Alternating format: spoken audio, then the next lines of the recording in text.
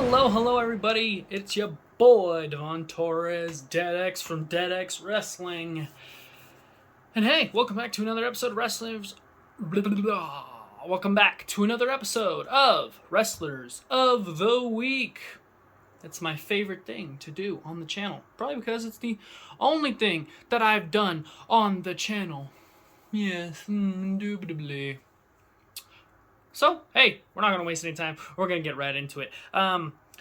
Shit, this week has been non-stop packed with all kinds of great matches. Has been stuffed with all kinds of great matches. So, there's going to be a lot of honorable mentions. One honorable mention, we're going to go from NXT UK and that crazy World of Darkness match, whatever it was called.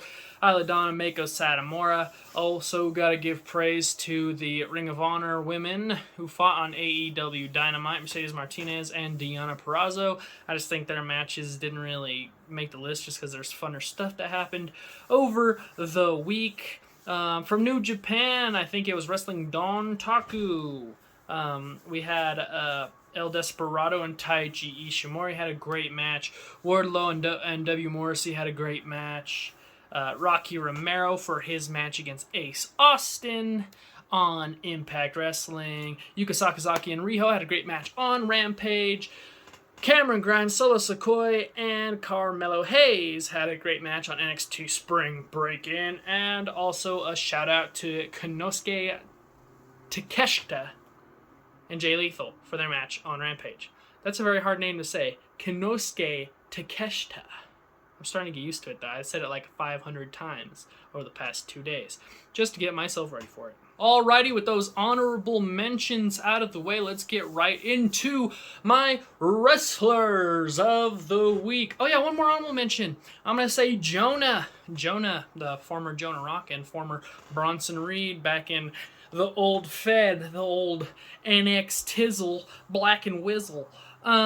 Number 10 this week, with 1 point, it is PCO, the Frankenstein's monster himself, concocted into a wrestler, squeezed the essence, the juice.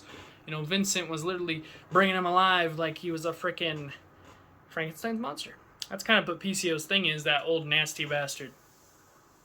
So, PCO and Jonah had a really entertaining Monsters Ball match on Impact, and I just thought it was so entertaining that I had to have one of them take up a spot on this list.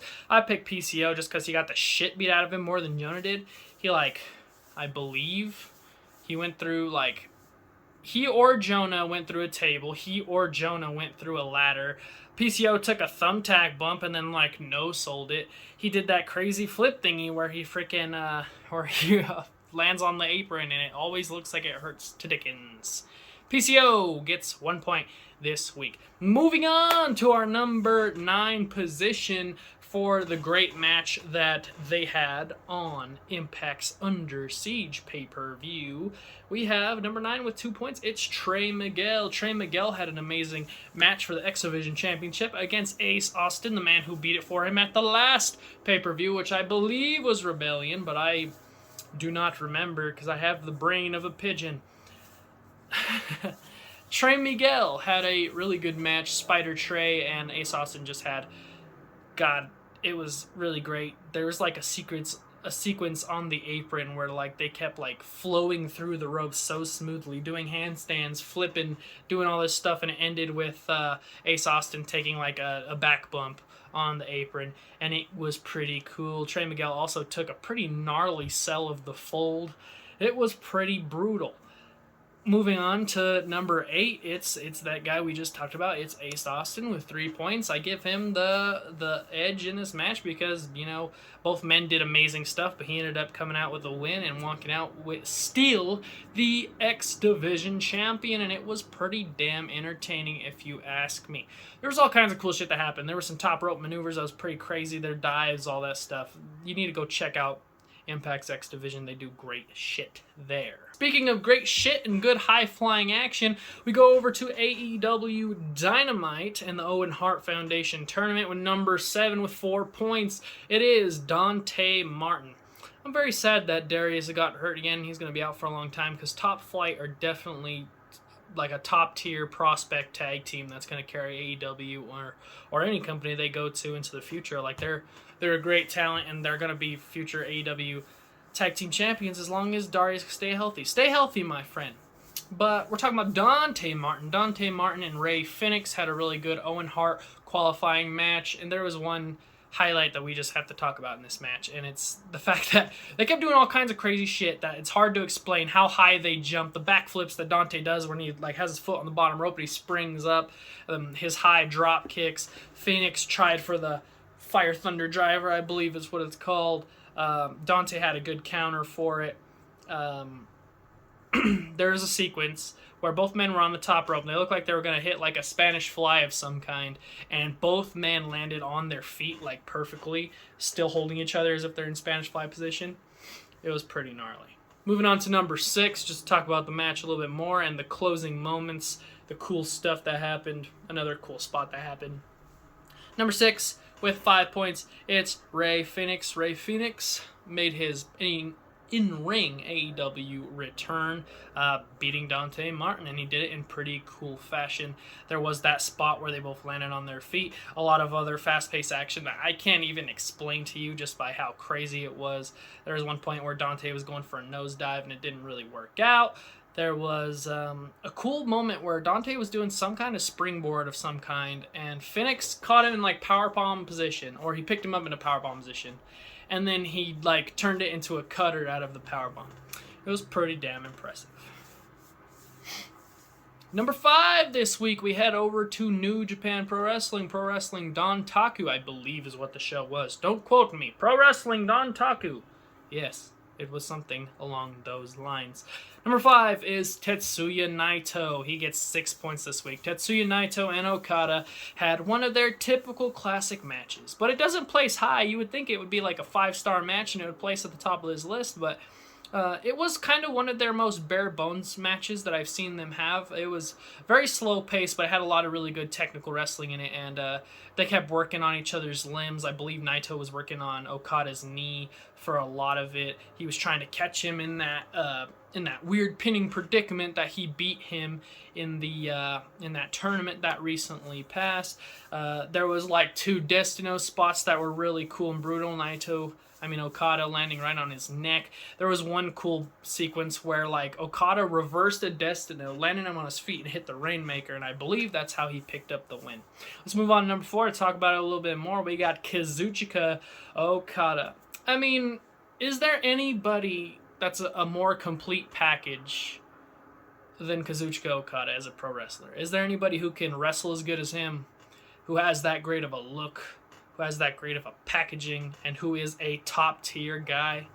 You would think maybe Roman Reigns in terms of WWE, but even Roman can't put on as great of matches as Okada can, because, my God, this dude, he was flying over barricades in this match. Him and Naito were throwing each other into the barricades. They kept barely making it in to the 20 count. There was Rainmakers and Destinos. There was a crazy top rope bump that I can't even explain. It was just kind of brutal, to be honest. It was crazy. Naito always doing his typical thing of landing on his freaking neck. Not good, scary, but entertaining, none to say the least. Okada won with the Rainmaker after hitting about like 3 or 4 in the span of the match, like he typically does. Number 3 this week with 8 points. It is the walking weapon, Impact World Champion, Josh Alexander. Josh Alexander had an amazing match at Under Siege against Tomohiro Ishii.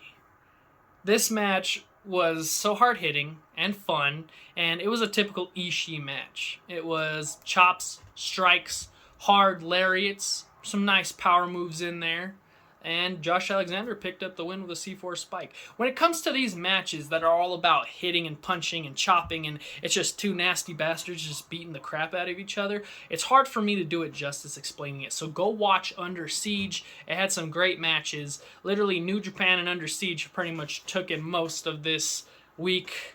So yeah, go watch those 2 shows. I can't explain the matches perfectly. What are you doing? Go watch Tomohiro Ishii versus Josh Alexander. And also, go watch our number 3 and spoiler alert, number 1 position. I'm sorry, number 2 position. It is Hiroshi Tanahashi at Pro Wrestling Dontaku. Him and Ishii had an amazing fucking match. That was a 5-star match.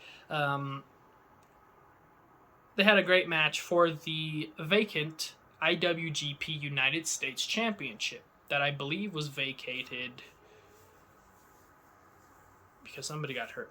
I don't remember. But Tanahashi did win this match. And it was a hard-hitting match where both men were doing their own stuff. The typical stuff you want to see Tanahashi do and you see Ishii do. But they were also, like, stealing each other's styles in this match. And that's what made it so goddamn fun, is that Tanahashi was taking kind of like that very, like, strong style approach like Ishii does. And Ishii was using moves that Tanahashi typically does, like the dragon screw, and continuously working on Tanahashi's knee, being more technical rather than brawler-esque. And it was really cool and had like an awesome like dichotomy to it. But that brings us to our number 1 position. He had 2 great matches this week against Tanahashi and Alexander. Number 1 this week is Tomohiro Ishii. And hey, Tomohiro Ishii lost both of those matches this week. But considering that he was in 2 matches that were goddamn great, the 2 best matches of the week involved him in them. I mean, what else are you gonna do? Tomohiro Ishii, he beats the shit out of people and he loses a lot. But he makes people look great. He beats the hell out of people. People beat the hell out of him. When I watch a Tomohiro Ishii match, it's so fun because it's like you're actually watching a fight. And there's very few people nowadays that you watch their matches and you actually get that vibe. Ishii, Suzuki, and maybe Jon Moxley give me that vibe. Yeah, but Tomohiro Ishii, he is my wrestler of the week, getting that 10 points. Oh. We have a quick rundown of the leaderboard. Still up there in those top echelons. You got FTR, the Young Bucks, and Jon Moxley. The rest of it is going to slowly filter in, and you will see it all, floating by my face. I want to give a special shout out to everybody who's been supporting my channel so far. Thank you so much for watching. This is a great video, and I'm sorry I kind of rushed through this one a little bit. I just have a lot on my plate in life at the moment, but hey, I made it a promise that I was going to do Wrestlers of the Week, and I'm doing it. Sorry for the shorter week this week and the less high-detailed rundown of our here leaderboard, but it'll all be okay, and hey, we'll get on better track next week. Hey, if you enjoy the stuff I make and you're looking forward to my WrestleMania X7 review and a couple other great videos that I'm currently working on still right now. The files are in my computer. I'm working on them right now. Still a little bit of ways off, but I want them to be good videos. If you want to look forward to all of those and you want to see more Wrestlers of the Week, hit that like button, hit the subscribe button, or I'm going to come and I'm going to bring Tomohiro Ishii to your house. And he's going to hit you with the brain buster. Because that's what he does. He brain busts people. Go. Subscribe. Bell. Like button. Comment. Do it. Do it now. I'm going to go take a nap.